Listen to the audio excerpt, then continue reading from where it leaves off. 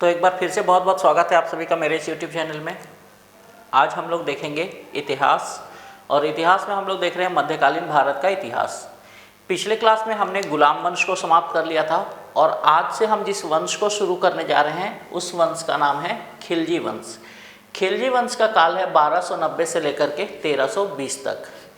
तो जिन लोगों ने पिछला वीडियो नहीं देखा है एक बार वो पिछला वीडियो जरूर देख लेंगे तो फिर आपको समझने में आसानी होगी। आज हम दिल्ली सल्तनत के दूसरे राजवंश खिलजी राजवंश पर बात करने वाले हैं। खिलजी वंश के संस्थापक जो थे इनका नाम था जलालुद्दीन खिलजी, और खिलजी वंश का जो अंतिम शासक है इनका नाम है मुबारक खिलजी। एक बार मैंने पहले और अंतिम शासकों के बारे में बता दिया, अब हम एक एक करके इस वंश के महत्वपूर्ण शासकों पर बातचीत करेंगे। आज हम लोग जिनके बारे में बात करेंगे वो है इस वंश के संस्थापक जलालुद्दीन खिलजी, जिनका पूरा नाम था जलालुद्दीन फिरोज खिलजी। इनका शासनकाल रहा 1290 से 1296 के बीच में, लगभग 6 वर्षों की अवधि तक इन्होंने शासन किया। अब हम लोग देखते हैं कि जलालुद्दीन फिरोज खिलजी किस तरह से सुल्तान बनते हैं। ऐसे पिछले क्लास में ये बात हो चुकी है लेकिन एक बार रिपीटेशन के साथ शुरू करते हैं। तो जलालुद्दीन फिरोज खिलजी जो थे ये गुलाम वंश के अंतिम सुल्तान जो थे कैकुबाद, जिसका नाम था शमसुद्दीन कैमूर्स, इसके सेनापति थे। तो ये जलालुद्दीन फिरोज खिलजी ने गुलाम वंश के अंतिम सुल्तान कैकुबाद या शमसुद्दीन कैमूर्स और शमसुद्दीन कैमूर्स के पुत्र क्यूमार, इन दोनों का वध कर दिया, इन दोनों की हत्या कर दी और दिल्ली के सुल्तान के रूप में गद्दी पर बैठे। जिस समय ये सुल्तान के रूप में गद्दी पर बैठे इनकी उम्र जो थी ये 70 वर्ष की थी। ठीक है, 1290 में जब जलालुद्दीन फिरोज खिलजी ने गुलाम वंश के अंतिम सुल्तान कैकुबाद और कैकुबाद के पुत्र क्यूमार को की हत्या की और सुल्तान बने, तो उस समय इनकी उम्र जो थी ये 70 वर्ष थी, अर्थात रिटायरमेंट की एज में ये सुल्तान बने थे। ठीक है, तो काफ़ी ज़्यादा उम्र में ये सुल्तान बनते हैं। चलिए कोई बात नहीं है। अब ये जलालुद्दीन फिरोज खिलजी जो था ये तुर्क नहीं थे, ये अफगान थे।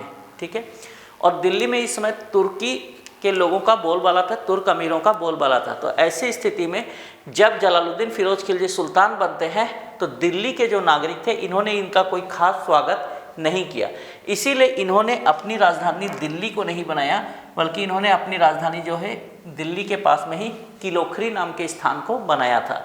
और ये किलोखरी जो है ये बेसिकली किलोखरी को ये कैकुबाद जो गुलाम वंश का अंतिम शासक था इस कैकुबाद ने बसाया था। तो 2 पॉइंट यहाँ पे महत्वपूर्ण हो गया कि ये जलालुद्दीन फिरोज खिलजी की राजधानी जो थी ये दिल्ली नहीं किलोखरी थी, और इस किलोखरी शहर को बसाने वाले जो थे ये थे कैकुबाद। ठीक है, आइए अब ये जो जलालुद्दीन फिरोज खिलजी था बाय नेचर जो थे ये उदारवादी शासक थे। ठीक है, ये बहुत उदारवादी शासक थे।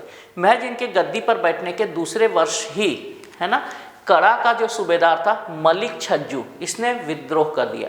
ये मलिक छज्जू जो है ये बलबन का भतीजा था, जिसने जलालुद्दीन फिरोज खिलजी के गद्दी पर बैठने के दूसरे वर्ष में ही कड़ा में विद्रोह कर दिया। जलालुद्दीन खिलजी ने इस विद्रोह का दमन कर दिया। दमन करने के बाद मलिक छज्जू को गिरफ्तार कर लिया गया, लेकिन इन्होंने मलिक छज्जू को पनिशमेंट देने के जगह इसे माफ़ी दे दी, जिससे इनके उदार चरित्र का पता चलता है। नहीं तो अगर हमने बलबन वाला चैप्टर देखा है, बलबन अपने विद्रोहियों को कुचल के रख देता था, उनकी हत्या करवा देता था, लेकिन इसने विद्रोह करने के बावजूद जो है ये बलबन के भतीजे मलिक छज्जू को माफ़ कर दिया। ठीक है, अब आइए इसके बाद में इनके शासनकाल में एक घटना जो है ये थोड़ी सी इनके लिए निंदनीय रही। इन्होंने एक दरवेश यानी एक फ़कीर सिद्धि मौला को, अपने राज्य के एक फ़कीर थे सिद्धि मौला, इस सिद्धि मौला जो दरवेश थे या फ़कीर थे इनके साथ इनका मतभेद हो जाता है और ये इस दरवेश को फांसी दे देते हैं, जो इनके ऊपर जो है ये एक निंदा इनकी की जाती है इस बारे में। ठीक है, तो सिद्धि मौला को इन्होंने फांसी दे दी थी। बाकी अगर बात करते हैं हिंदुओं के प्रति, तो हिंदुओं के प्रति इनका जो दृष्टिकोण था ये उदार था, ये हिंदुओं के प्रति उदार नीति का पोषक था, कोई खास हिंदुओं के साथ इनका कोई परेशानी नहीं रही। जलालुद्दीन खिलजी जो थे इनके कोई पुत्र नहीं थे, इसका कोई पुत्र नहीं था, पुत्री थी। इनका एक भतीजा था जिससे ये बहुत ही प्रेम करते थे और उस भतीजे का नाम था अली गुरसब।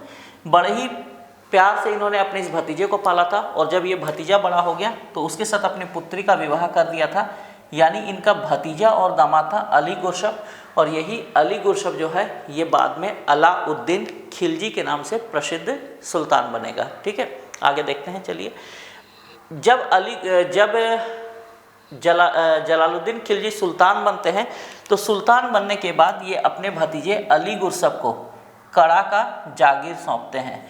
कड़ा, मलिक छज्जू ने विद्रोह किया, उसके बाद जो कड़ा का जागीर छीना गया मलिक छज्जू से, वो कड़ा की जागीरदारी इन्होंने अपने भतीजे अली गुरसब यानी अलाउद्दीन खिलजी को सौंपी। इसमें अलाउद्दीन खिलजी नाम नहीं था, इसीलिए हम लोग अलाउद्दीन नहीं अली गुरसब नाम का ही यूज़ करेंगे। लेकिन अब जैसे ही इसने अली गुरसब को जागीर सौंपी, तो इनकी जो पत्नी थी अर्थात अली गुरसब की सास मलिक जहां, ये अली गुरसब के विरुद्ध षड्यंत्र करने लगी, यानी अपने दामाद के विरुद्ध षड्यंत्र करने लगी। उसे पसंद नहीं होगा, इसीलिए जो भी है तो वो उनके विरुद्ध में षड्यंत्र रचने लगी। जब अली गुरसब की पत्नी को इन बातों का पता चला, तो अली गुरसब की पत्नी ने अली गुरसब को कहा कि आप यहाँ से हट जाइए और अपनी अलग जो है ये व्यवस्था स्थापित कीजिए। ठीक है, तो ये कहानी यहाँ चल रही थी। इसी समय में 1292 में अली गुरसब जो होते हैं, अली गुरसब जो है ये भिलसा पर, है ना, ये भिलसा पर अधिकार कर लेता है। भिलसा एक जगह है जहाँ पर ये अधिकार कर लेता है। ये भिलसा जो है ये मालवा में है, तो ये भिलसा पर अधिकार कर लेता है। अब ये जो भिलसा पर जैसे ही ये अधिकार कर लेता है अली गुरसब, तो इससे जो है ये सुल्तान काफ़ी खुश हो जाता है। ठीक है, और सुल्तान यानी कि जलालुद्दीन खिलजी खुश हो जाता है और ये खुश होकर के अपने भतीजे को अवध की जागीर प्रदान कर देता है। इस प्रकार एक और जागीर मिल गई इसको। ठीक है, पहले तो कड़ा का सूबेदार था, अब जो है ये अवध का जागीरदार भी बन जाता है। इसके बाद में एक और महत्वपूर्ण बात यह है कि दक्षिण भारत पर, है ना, साउथ इंडिया पर पहला जो मुस्लिम आक्रमण हुआ, पहला मुस्लिम आक्रमण भी जलालुद्दीन खिलजी के समय में हुआ। और जलालुद्दीन खिलजी के समय में जो यह आक्रमण हुआ, इस आक्रमण का नेतृत्व अली गुरसब अर्थात इनका भतीजा कर रहा था। और ये जो पहला आक्रमण हुआ था, ये कहाँ पर हुआ था, तो ये देवगिरी के शासक रामचंद्र देव पर हुआ था। ठीक है, तो ये पॉइंट बहुत महत्वपूर्ण है कि दक्षिण भारत पर मुस्लिमों का पहला आक्रमण जो है ये जलालुद्दीन खिलजी के समय में हुआ। और किसके नेतृत्व में, तो अलाउद्दीन खिलजी यानी अली गुरसब के नेतृत्व में हुआ। और किस पर हुआ, तो देवगिरी के राजा रामचंद्र देव पर आक्रमण हुआ। अब ये जो आक्रमण हुआ, इस आक्रमण के दूरगामी परिणाम हुए। इस आक्रमण में अलाउद्दीन खिलजी की एक तो महत्वाकांक्षा बढ़ी, उसको अपने ऊपर सेल्फ कॉन्फिडेंस आया। दूसरी चीज़ है, यहाँ से लूटे गए खजाने से उसे अपार संपत्ति मिली, जिससे उसके पास संपन्नता भी बढ़ गई। यानी कि इस विजय ने अलाउद्दीन खिलजी को कॉन्फिडेंट भी बनाया और साथ ही साथ आर्थिक रूप से समर्थ भी बनाया। यानी इस विजय ने अली गुरसब की महत्वाकांक्षा और संपन्नता दोनों को बढ़ा दिया। और दूसरी तरफ अगर बात करें तो सुल्तान जो है ये अपने भतीजे की सफलता से बहुत ज़्यादा प्रसन्न होता है और भतीजे के प्रेम में ये और ज़्यादा अंधा हो जाता है। जबकि उधर भतीजा जो है ये अपने जो चाचा हैं इनसे इनको मार करके सुल्तान बनने का स्वप्न देख रहा है और चाचा जो है ये भतीजे के प्रेम में अंधा होता जा रहा है, खुश होता जा रहा है। तो अब जब ये रामचंद्र देव को हरा करके आ जाता है अलाउद्दीन खिलजी, तो ऐसी स्थिति में सुल्तान की इच्छा होती है कि वो जा करके अपने भतीजे से मिले। ठीक है, सुल्तान के जो विश्वासी थे, परम विश्वासी अहमद चाप, इस अहमद चाप ने सुल्तान को लाख बार मना किया कि आप जो है अपने भतीजे के प्रेम में अंधे मत होइए, भतीजे से मिलने मत जाइए। लेकिन सुल्तान ने अहमद चाप की एक भी नहीं सुनी और नदी पार करके बगैर किसी प्रॉपर सुरक्षा व्यवस्था के अपने भतीजे अर्थात अली गुरसब से मिलने के लिए कड़ा चला जाता है। और कड़ा में जाने के बाद अलाउद्दीन खिलजी यानी अली गुरसब जो है ये अपने चाचा जलालुद्दीन खिलजी की हत्या कर देता है।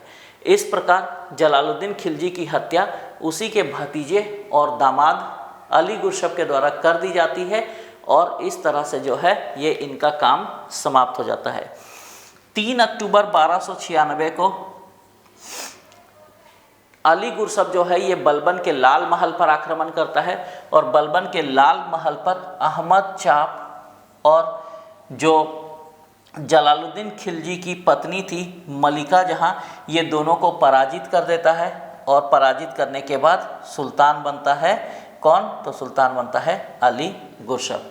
चाचा को पहले ही मार दिया कड़ा में, अब बलबन के लाल महल पर आक्रमण करता है 3 अक्टूबर 1296 को। और आक्रमण करने के बाद अहमद चाप और मलिका जहाँ दोनों को पराजित करता है, अली गुरशफ और दिल्ली की गद्दी पर बैठता है सुल्तान बन करके। और जब ये सुल्तान बनता है और गद्दी पर बैठता है तो इनका नाम हो जाता है अलाउद्दीन खिलजी।